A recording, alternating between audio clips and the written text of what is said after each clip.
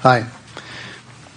Not long ago, I got a nice little letter from my mother, and we tend to communicate now by letter because it goes much better than it does in person. And her letter was sort of chastising me for not being more responsible for my children, who are adult and married and have their own children. And her role model is that I should be there with them, and I moved away and sort of follow my own happiness and what I wanted to do. And so she sort of, used this letter to yank me back.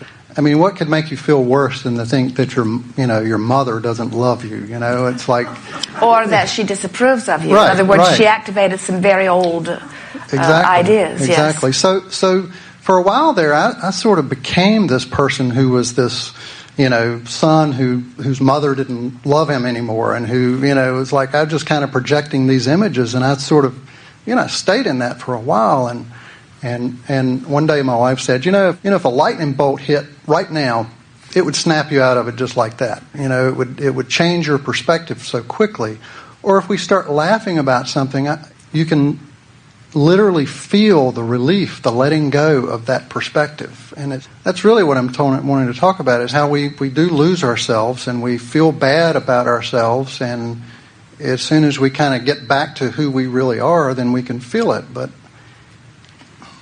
let's take the subject and hit it head on for just a little bit. So you are a believer that you are the creator of your own reality. Yes. We can feel that you know this. And you are also a believer that your children do too. Mm-hmm. And you understand this business of self-empowerment. And you understand the joy of it because you have lived it. And you also understand how it does not feel so good to not be self-empowered. And so there's a part of you that wants to allow your children their opportunity for self-empowerment. Mm-hmm. Now, as you think back about your mother and your relationship with her, your self-empowerment was sort of a determined thing that was born out of your relationship with your mother. In other words, you sort of became self-empowered in spite of her. Right. And so you made some decisions, and they felt good while you were making them. And as you were making these decisions, you did not look back with much, or we would dare say, any regret. In other words, you have been following your bliss is not too strong of a word, and you made your world in the way that felt right to you.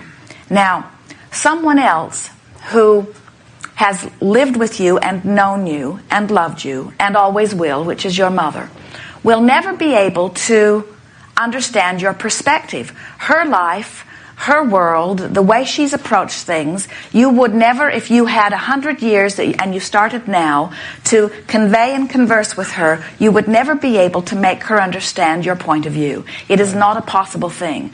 The words generation gap are far too mild to even begin to explain all that you have come to know. And so you just could not do it, no matter how long you tried. But you still care about her, and you still want her to be joyful, and you want her to see you in a good light, because those are things that you've felt all of your life. You've always wanted to be appreciated by those that you care about.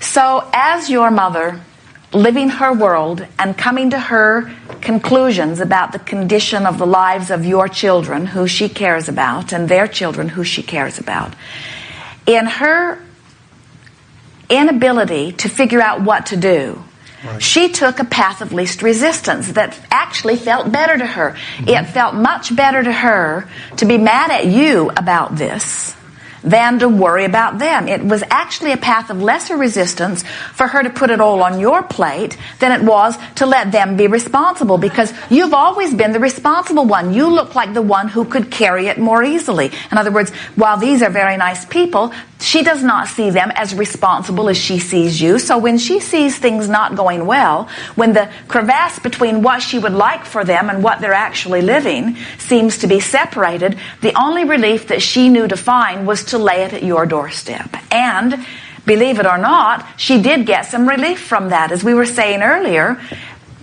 sometimes anger feels better than regret. And anger always feels better than guilt. So we think she took the path of less resistance and sort of laid it on your doorstep. Ordinarily, you're in a place where that would just sort of roll off of you. Right. But for some reason, because of the intensity of it, in other words, some factors or whatever, because your desire for the independence of your children is one thing. Your desire for the well-being of your mother is something else altogether. So something in that. What do you think happened in that? Can you feel something that shot up, some activation? In other words, something that made you feel more around it. What was the sore spot? Oh, absolutely. Yeah, the incident that stirred it is my daughter actually took an overdose and wound up in the hospital and then in a rehab facility.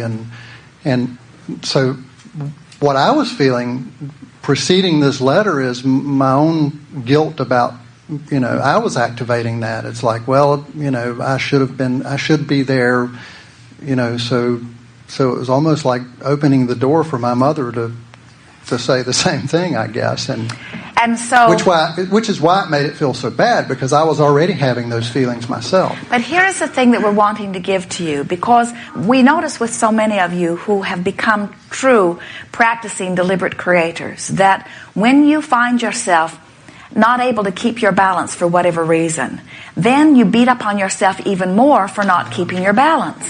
And what we want to say to you is that we think the response of your mother, which was anger at you, was her rebalancing act. Okay, yeah. And we think then your retaliatory anger at your mother was your rebalancing act in part, and we think all of it is just fine. Mm-hmm. And when you think about it, what do you think would have been different if you had been there for your daughter? When you lay it out logically, in other words, do you think every thought with her? Do you go everywhere with her? When she finds a thought that doesn't feel good to her, are you there to rebalance it? Is it your responsibility? In other words, is someone else's vibrational balance your responsibility? And even if it were, could you tend to it? No. And what we are suggesting here, in fact, more than suggesting, we're laying it right out there. You cannot really know what anybody else is living. Now, this is a sort of chain of pain as your daughter finds, whatever reason, her struggle and her response, which sort of gets everybody else involved in it, and then your mother joins it, and then you join it, and then your mate joins you.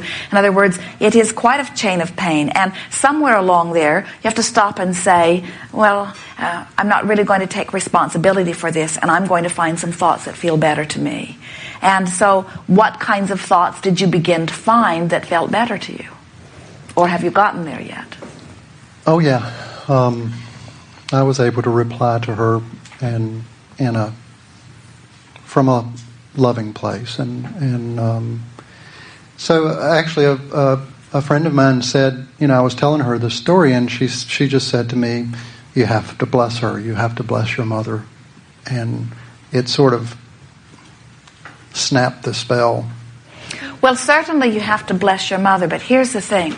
Before all of this happened, you were in a much easier place to do that. In other words, right. That is your nature. But when something has happened that's gotten you out there raw and ragged, and someone says, you have to bless your mother, what we're saying is being mad at your mother might be a better temporary bridge. That did happen for a few days or weeks, and there can be some value in that. And we know this sounds strange to someone who is a proponent of positive attitude and speaking positive words. But understanding the law of attraction as we do, and understanding vibration, you just can't get there, from there to over there, not all at once. And so what we're encouraging is that you keep making the bridge. Nothing is more debilitating than to care about something that you can't do anything about. And you can't do anything about your adult children. In other words, you can want better for them, and you could maybe even begin to provide something for them, but in the long run, you cannot do anything about someone else's vibration other than hold them in the best light you can mentally and then project that to them. And sometimes distance makes that much more possible than being up close to them. Right. And so as something happens and you are in that great despair because you can't do anything about it and you really, really want to. So that is about as raw and ragged as a person can be, to have this thing that they want to do that they cannot do. And so you go from that deep regret or suffocating sadness to maybe a feeling of anger, to maybe a feeling of resentment, to maybe a feeling of blame. And it's not a bad bridge. And that feeling of blame, sometimes you can get carried away in that because you can blame that one and that one and that one. You can even blame yourself. And we wouldn't encourage you to stay there very long, but it is somewhat more life-giving. There's more air in it than that awful regret that you were feeling before. And then once you've bridged yourself that far, then you can be reaching for other thoughts that feel a little better, like, well, she needs to get hold of herself, and maybe this will snap her out of it, and maybe she was calling out in some way, and more of us have been responding, and we do want things to get better for her. And so you might move from absolute blame into an attitude of sort of pessimism, that we've been here before, and that it seems like, mild irritation. She's sort of raking us all over the coals. She's causing disruption in all of our lives. But it feels better than that terrible grief, and it feels better than that stronger blame. It feels more like frustration. And then you may be able to move from frustration to a sense of hopefulness. Well, maybe this will turn the tide. Maybe this will make a difference for her. Maybe this will get her attention. Maybe this dramatic thing catapulted her desires into a new place. Maybe those who rallied around her sort of got her attention. Maybe this will be helpful to her. And now you're in a place of greater hopefulness. And then you bring yourself back into alignment. But the thing that we want you to understand, and this is the most important thing that we've ever said to anyone, and certainly the most important thing you will ever hear. Your happiness cannot depend on what she figures out. Right.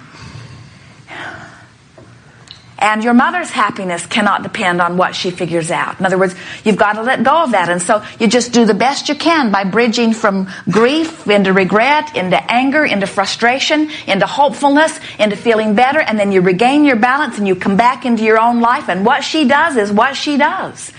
Sometimes you can be a better bridge to your daughter from your place of despair. And that's the thing that we think trips a lot of counselors up and parents, is that you really don't want to go into the despair for fear you'll get sucked back into it, but you can't relate to them nor can they relate to you unless you're somewhere in the proximity of it, you see. And so out of all of this, maybe you understand more clearly now how she's feeling. Maybe the words that will come out of you will be more connecting in nature.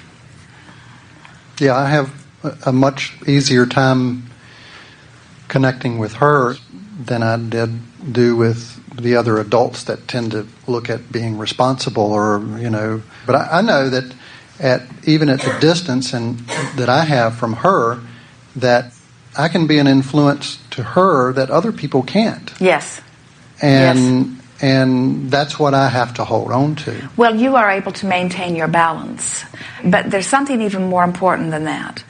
Your balance and your alignment must be more important to you than your daughter's. Because if it isn't, then in time you'll have nothing to give her. Just like she has nothing to give her children right now. Right. Yes. And somehow that's tied up between my mother and I. The chain that sort of comes back around to that. Well, you see, here's the thing. Your mother has been willing, and still is, to give up every ounce of joy for the sake of her children.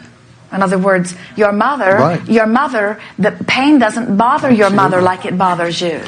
In other words, she's been beating that drum. There's no sacrifice there. When you wake up and you're ornery and you wake up and you're complaining, then dealing with a little more trauma is not nearly as painful as when you have reemerged back into pure positive energy. In other words, she can't relate. She does not understand what she's asking you to give up.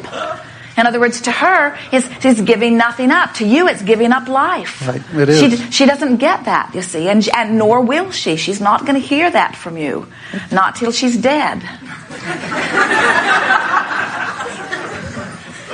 Thank you. Yes, indeed.